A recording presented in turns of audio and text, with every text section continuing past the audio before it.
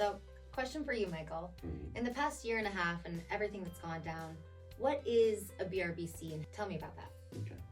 Well, August 17th of 2024, there was a class action lawsuit prior to that, but the settlement with NAR and the rest of the realtors in the world, in the country, stipulated that the buyer and the buyer's agent had to have a signed contract that stipulated what the compensation would be, that the duration of time, and just the nuances of all the things in that conversation, right? Because in the past, the seller the onus was on them, that they would have the listing agent divvy up whatever the total percentage of that would be, say 6%, 4% here, 2% there, whatever the listing agent was empowered to do.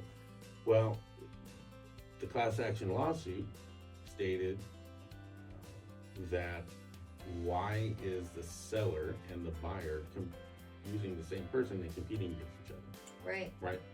And so to fast forward to what we found in August 17th of last year is the BRBC, the buyer representation broker compensation document, stipulated that for a duration no longer than 90 days, for a percentage of X, whatever the buyer and the buyer's agent agreed upon, say 3% for sake of argument, that is what would be presented to the seller in an offer. Now that percentage can be negotiated and requested that the seller pay. Scenario can present itself that we ask for 3, they give us 2, they counter back with 2, and the buyer and the buyer's agent can negotiate that 1% difference. Sometimes the buyer's agent will say, hey, it's the best thing for my client. We'll stick with the 2. We don't want to have to go in my buyer's pocket. Sometimes they just, the debt to income is just too high. Sure. So what the BRBC does is it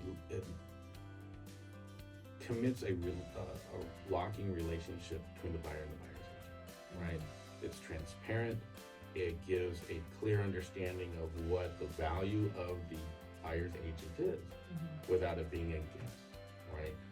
So much to the point, if I find a client through marketing or through social media, some sort of like that, prior to us even seeing a house or even me sending them video clips of a property, we have to have that BRBC signed. Wow. Right. So you have to be on top of it. Have to be on top of it. It protects me, protects my time. I, as a professional, protects the buyer as well, because it gives them a clear understanding of what the potential financial burden is going to be to them.